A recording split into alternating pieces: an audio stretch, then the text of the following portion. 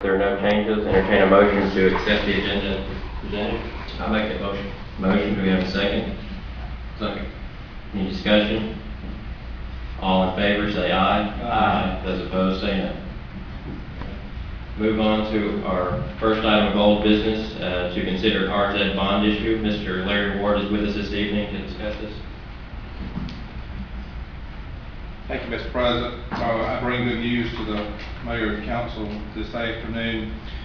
With your permission, I will briefly go over the program under which these bonds are being issued. It's part of the president's stimulus program called RZs, and what it amounts to is the federal government issued to each state an allocation of bonds that could be issued on a taxable basis, and then the federal government would in turn pay 45% of the interest on those bonds.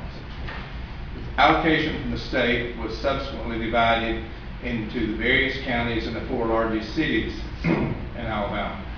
Jackson County, with the particular help of Commissioners Stone, Allen, and Smith, were very helpful in seeing that the county's allocation was divided between the cities of Scottsboro and the cities of Stevenson, who asked for these allocations. Bonds were subsequently issued. They were actually sold this morning, all sold very quickly. And after the 45% subsidy, the net interest cost to the city of Scottsboro for bonds finally maturing in 2040, which is a 30-year issue, is 3.475. I never thought I would live to see 30-year debt issued and come back at that rate. We have done the work for Scottsboro for a number of years, and the people that have bought Scottsboro paper in the past are very familiar with our selling that paper, and there is always a line of folks at this point in time, because of our relationship with the city and with the customer. It takes seconds to move this paper, and it was done this morning very efficiently. It was repriced the interest down because the demand was so high. We kept bringing it down till we hit the breaking point, and that point is 3.475. Scottsboro was again re-rated by S&P, came back A+ stable. That is very, very good. It is not an accident. It is directly attributable to very strong management by the city over a number of years, not the least of which time is the current administration. So you all are to be congratulated. The citizens are benefiting tremendously from our participation in this program, by our fighting for the allocation, getting this in the market, and getting it locked down. And you all owe a debt of gratitude to those three commissioners who stepped out for Scottsboro and for Stevenson. So remember to thank them when you have the opportunity. Mr. Skinner, we have an ordinance that needs to be adopted. Do you want to take them through it?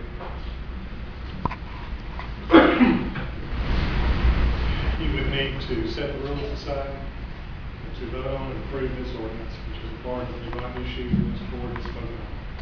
And it's been reviewed and recommend acceptance. All right. We have this ordinance which must be passed to accept this bond issue. In order to do this, as Mr. Skinner stated, we'll need to set the rules aside. So before we begin, do we have a motion to set the rules aside? I make that motion. Motion, we have a second? Second. All right, Mr. Shields, if you would roll call. Mr. Bell? Yes. Mr. Smith? Yes. Mr. Spears? Yes. Mr. Thomas? Yes. And Mr. Hodges? Yes. Okay. With that, we can accept a motion to accept this ordinance, to accept this bond issue.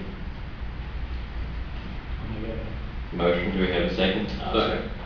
Any discussion on this? Only thing I'll say is that, Mr. Ward, we thank you and the staff, of course, at Morgan Keegan for all the work that you continue to do for us, and we're glad to see these rates that we have here for us tonight, and we look forward to obviously all the things this money's going to do for the city. Thank you for the work you've done. Any other comments? If there are any questions, Mr. President, I'll be glad to answer them.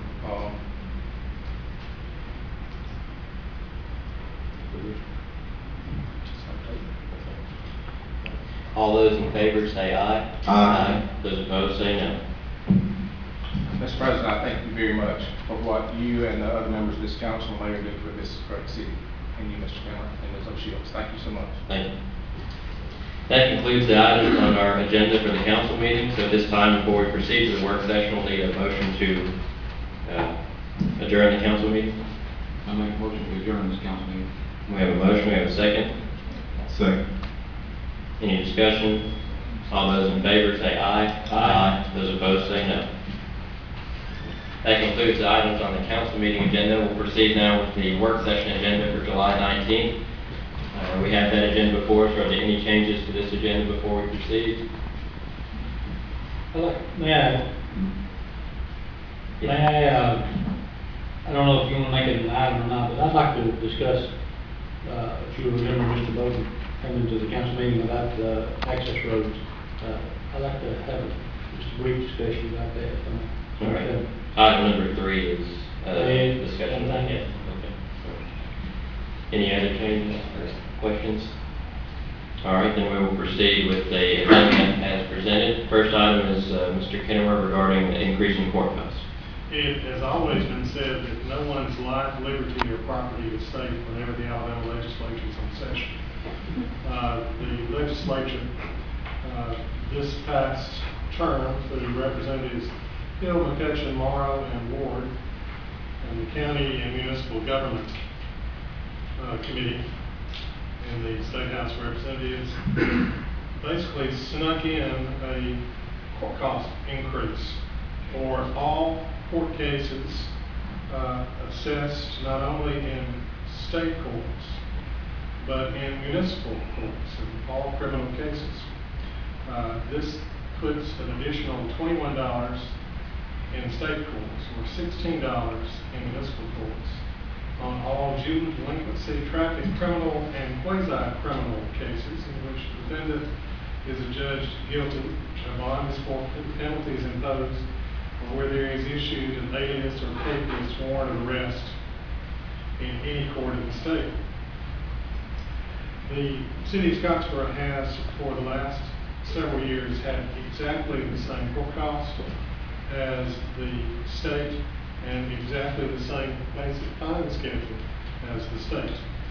We've always felt consistency in being municipal court and district court are important.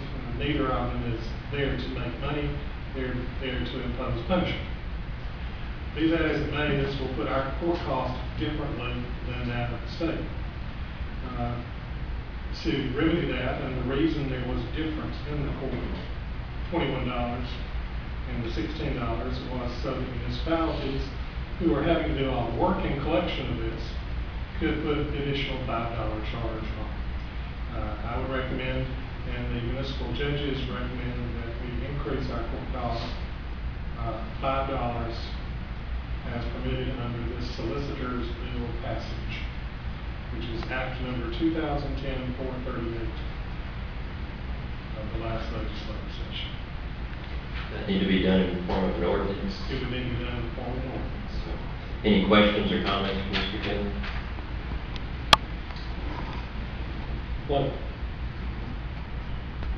the court costs that we collect is divided up going to different things. Yes. The $5 that we do add $5, will that all go to the city? Yes, $16 would go to the district attorney solicitor's fund, and part of it would go to the circuit clerk's fund, effective July 1st. I would propose that if the council sees fit to pass this on, that the $5 be placed in an account for the support and maintenance of the court system, not for the general fund, support and maintenance of the court system and law enforcement. We already have a court and jail fund. Yes. Any other comments or We, questions? we'll have some time to think about the price. We could get a copy of the solicitation as well. Yes, sir. I'll leave the bill with Ms. O'Shields. Okay. Any other questions or comments? We'll hold off on placing this on the next agenda and leave